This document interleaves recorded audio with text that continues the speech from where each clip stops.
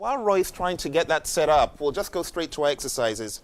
It's a pleasure to be with you today. We're going to do a few exercises around leadership. Now, I know you guys have been there, done that. You already know quite a lot about leadership. It would be interesting to know what you think about what the barriers to great leadership are. So what are the barriers to being a good leader? Some of the barriers or some of the things that would make you a good leader. Communication, having great communication. Anything else? Ability to listen. Good. Active listening. Exactly. What else? What else makes a good leader? What could hinder you from being a good leader? Thank you. The ability to be courageous, the ability to step out and take risks. Is there anything else that comes to mind? Not being a visionary. Thank you. Not being a visionary, not being able to cast vision. Good. We're going to cover quite a few of these today. This is called the 21 Irrefutable Laws of Leadership. But I'd like us to put a spin on it depending on where we work in the organization. Basically, John Maxwell wrote this book about 20 or so years ago. And he's written about 60 other books.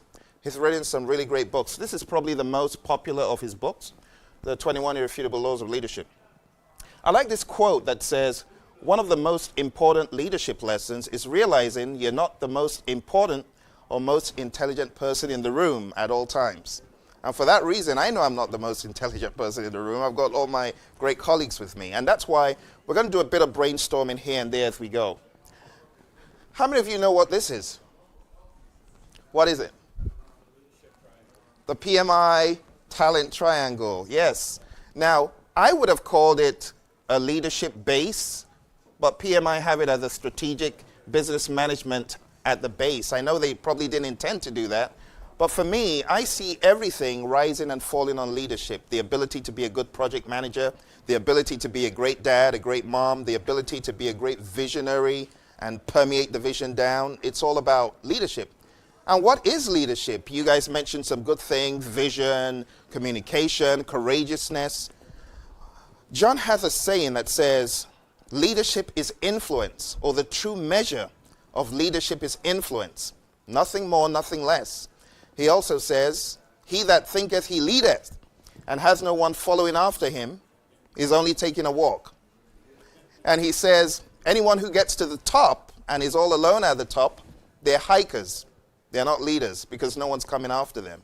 So we need to understand what this triangle is trying to sensitize us to. I was really happy when PMI said, why don't we introduce this talent triangle and have PMPs? Anyone a PMP here? Good. Or PGMP or ACP, all that. So they decided that they would encourage us to think about these three things: strategic business management, technical, and leadership. And leadership is really what we're focusing on today. Brainstorming, coaching and mentoring, conflict management, emotional intelligence, all of these great skills. This is really what leadership revolves around. So let me ask you a few questions. This isn't taking you back to the Prometric Test Center, by the way. But more than 50% of all CEOs of Fortune 500 companies have what in common? Did they have A or A minus averages? Did they have B or B pluses? Did they have C or C minus averages? Or did they had D in college? Which one? Which one do you think? I think it's C. That's a good guess. It is C. Well done. Okay, nearly what percent of US presidents were in the bottom half of their school classes? Is it 50% of them? 60% of them? 75? Or does it conform to the 80-20 rule? What do you think? D? The answer in this case is close. It's 75%. That's a staggering amount. Last question, because I don't want to take you down PMP land. What percent of all millionaire entrepreneurs never finish college? More than 50, more than 60, more than 75, or more than 90? 90, the answer is 50. Not that bad. It's 50%. So what does that tell you? I mean, what can we learn from all of this? You're probably like, what? It's true. They're not. Thank you, sir. It is not based on intelligence. Peter F. Drucker, management guru, he said, there seems to be little correlation between a man's effectiveness and his intelligence. You're right. It's not really about the books. It's not about the education. It's not about the position, right? There's no correlation between your effectiveness and your intelligence or your imagination or knowledge. And that's why John wrote this book, to give people hope that you can learn to lead. A lot of people think leadership has to be inborn. No, we can all learn to lead, and that's why PMI encourages us to get 8 PDUs in this. So the first law I'm going to cover, the summary of it is how well you lead determines how successful you are. It's called the law of the lid. And that's the documentation you've got there. So I would like you to write down a few things in this first law here. If you have a pen, everyone have a pen? I've actually got some spare pens that we can pass around. So actually you can take the pen with you. Anyone need a pen? Please. You can take one and pass it on, and you can go with a pen. So the first thing here, it says, your leadership is like a lid or a ceiling on your organization. In other words, the greater your ability to lead, the greater the lid on your potential. It says, we will learn the law as an overview. So that first part there is learn. We will learn the law as an overview. We will discuss living the law. And we will lead others to the law. We will learn the law as an overview. We will discuss living the law. How do we live this law of the lid? And we will lead others to the law, hopefully. And the law is called the law of the lid. And it's the first law. And the reason why I believe John put this as a first law is because everything revolves around your ability to realize, I need to learn about leadership, and I need to increase my leadership. So this is pretty much what the law states. If this is my leadership ability, and this is my business, or this is my project management, hey, how about PMO? This is my PMO leadership ability. So my overall leadership ability, it's going to be the lid on my PMO effectiveness. If you have a very poor leader as the PMO lead, usually that PMO dissolves. I've seen it in a lot of organizations I've trained in. They set up a PMO, they put someone in charge, and it just fizzles out. It's about this lid on the PMO leadership. So the higher your leadership ability, the higher the lid on your potential and leadership. What about sports people? The ability to understand they need mentoring, coaching, guidance, and leadership. It's the lid on their potential. That's why a lot of people, to excel and exceed, they look for a coach and someone to take them out of that confine of the box.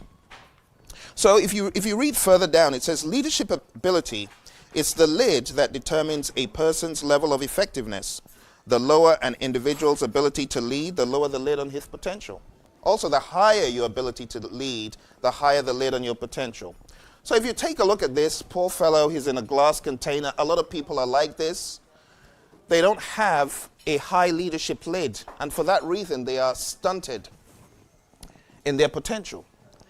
If you look closely at the image on the paper in front of you, you have someone who is operating at a very low leadership ability, probably someone operating as a 2. And I'm going to explain to you what a 2, a 3, or 4, or 5 is. A 10 would be the highest level of leadership. A 1 would be the lowest.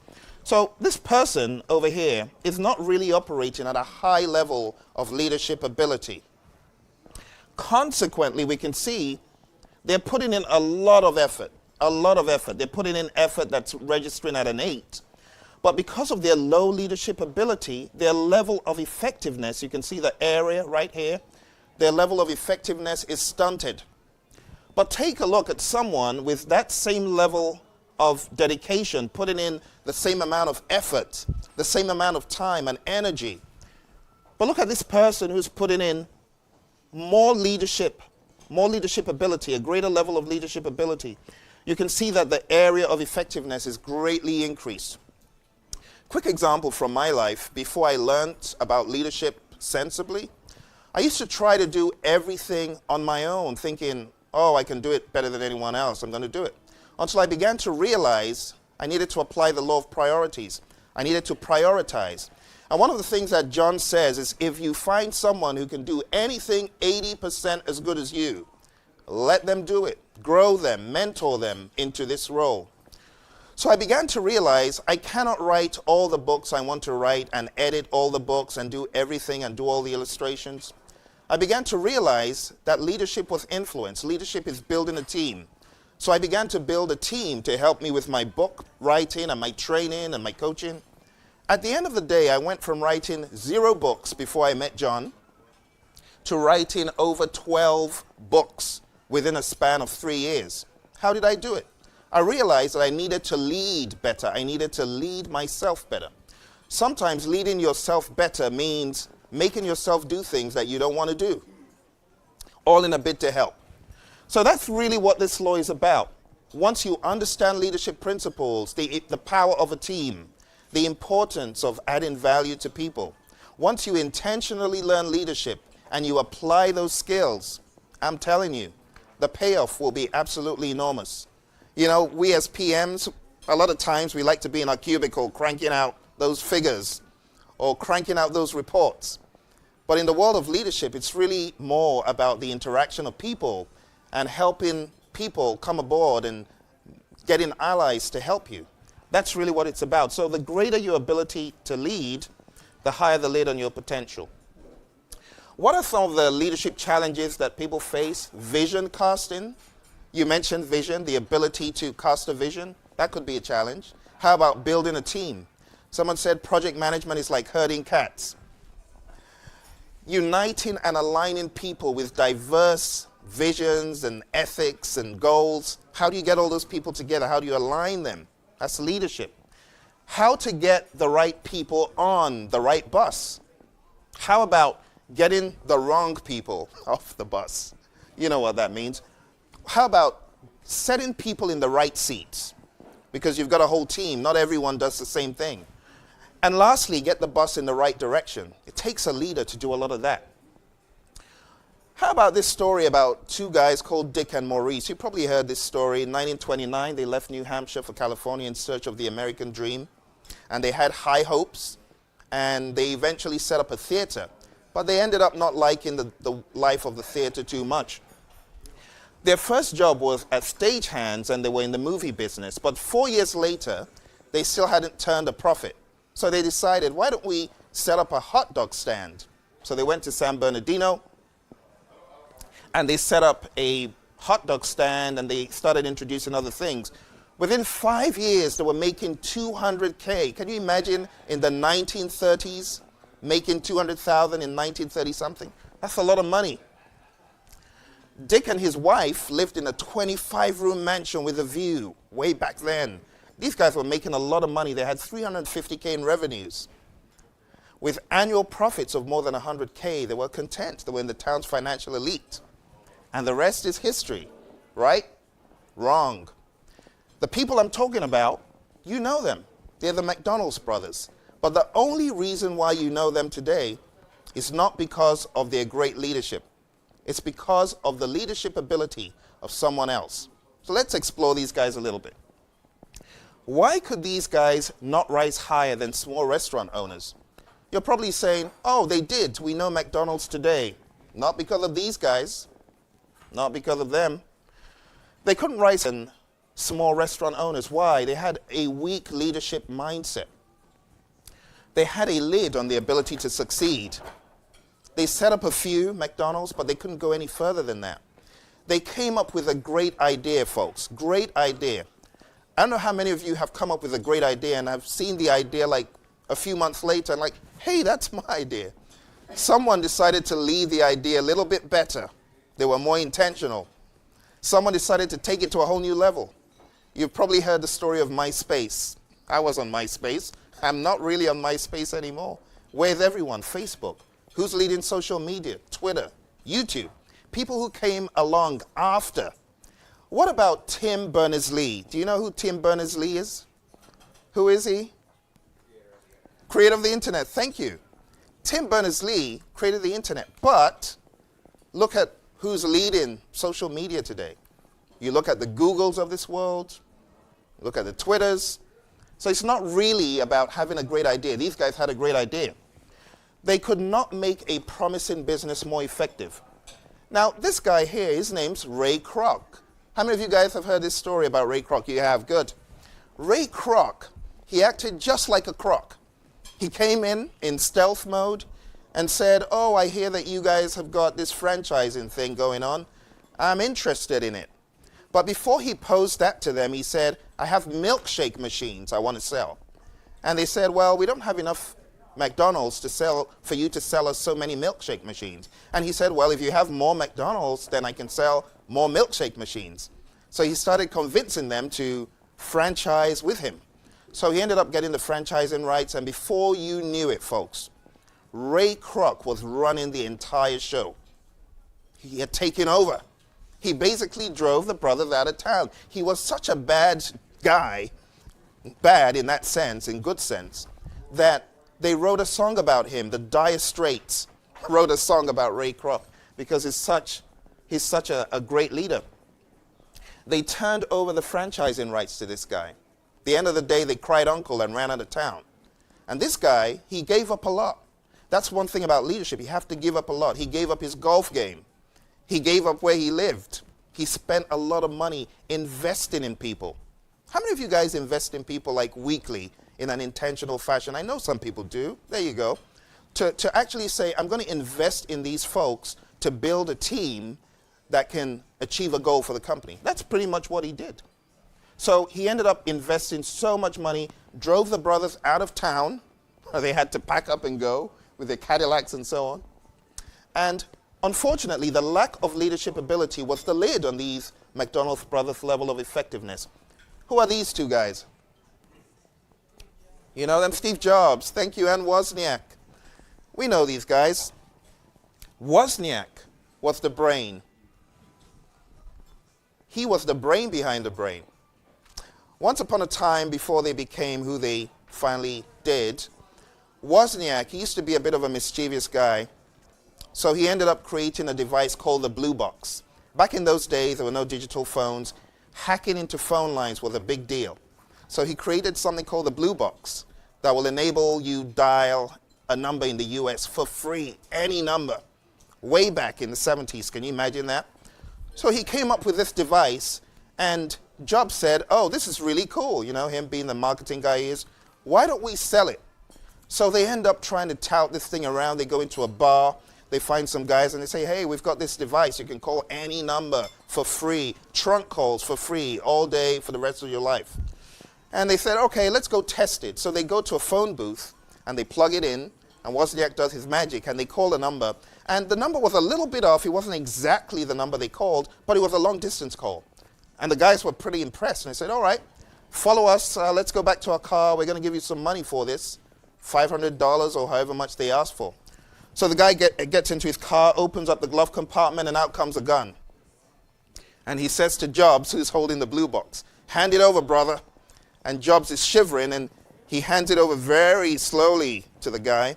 And off the guys go, and Wozniak is freaked out of his mind. And he's like, I never want to do that again. That was crazy. And Jobs says, are you crazy? People want to kill for your products. Let's do this again. And that's how they ended up setting up Apple, and the rest is history. It was him who motivated the brain behind the products to actually go a step further. So a lot of times, being the first person to come out with the idea is not necessarily being a leader. It's what you do with the idea, isn't it?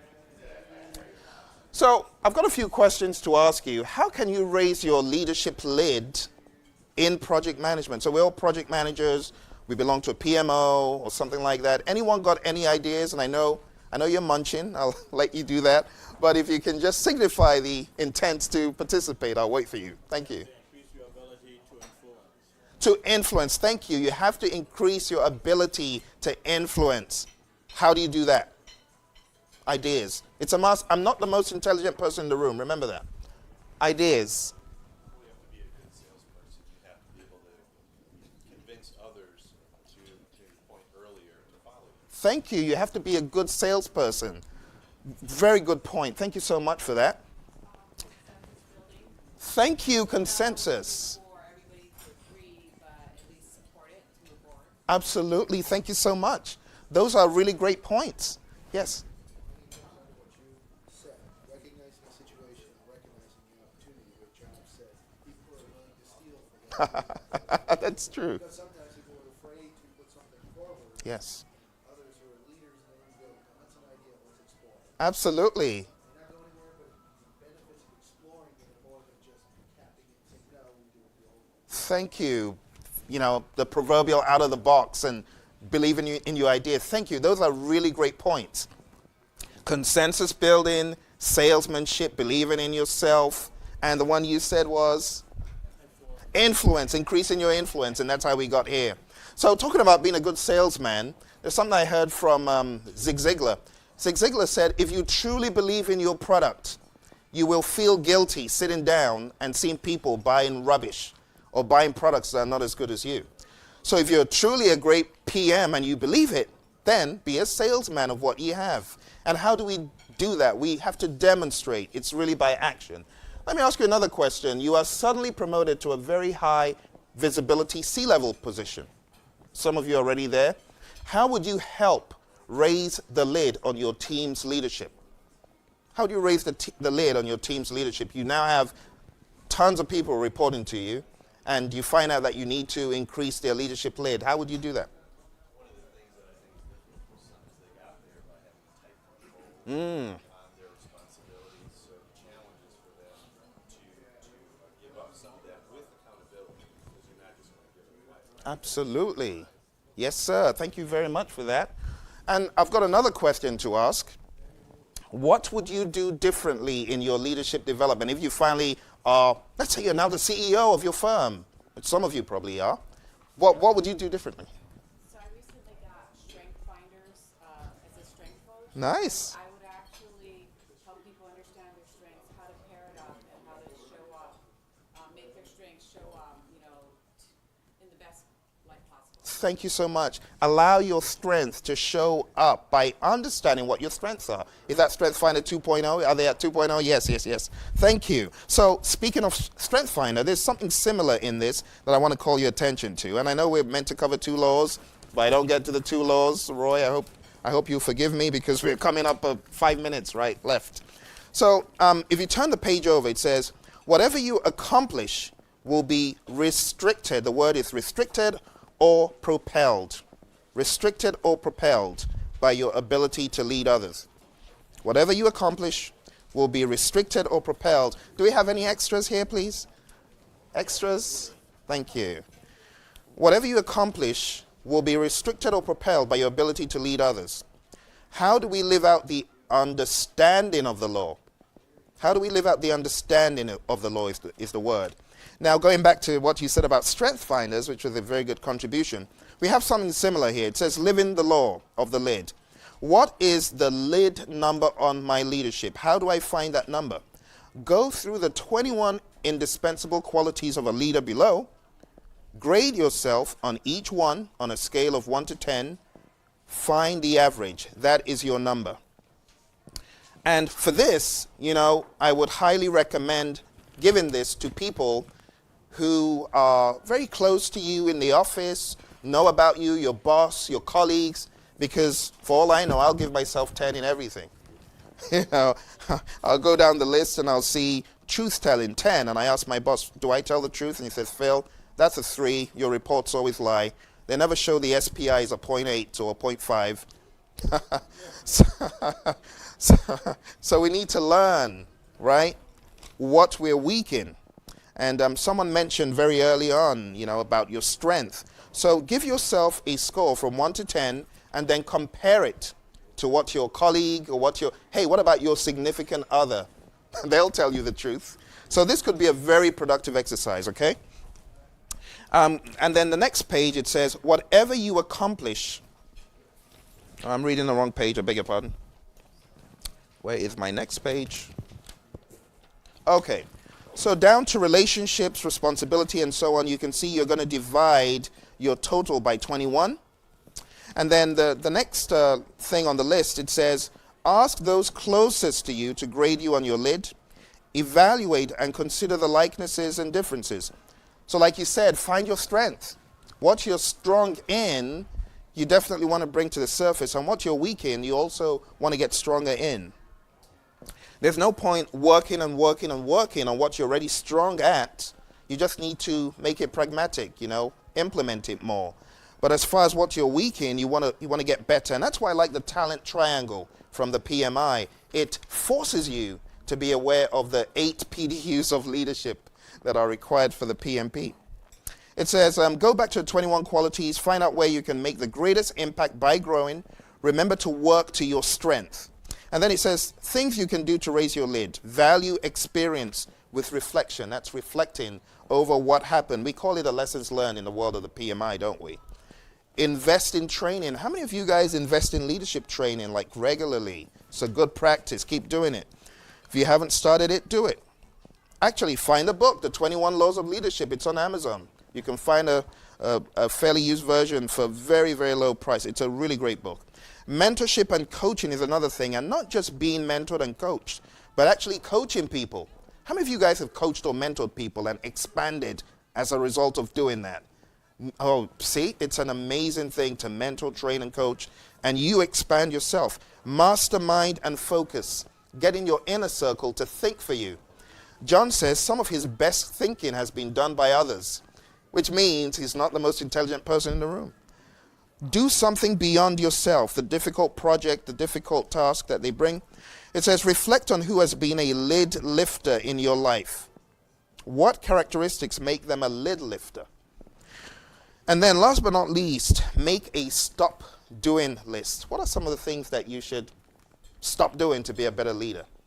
That's what's been spoken about. So Roy, am I meant to call it quits now? Absolutely. Thank you. Thank you, folks.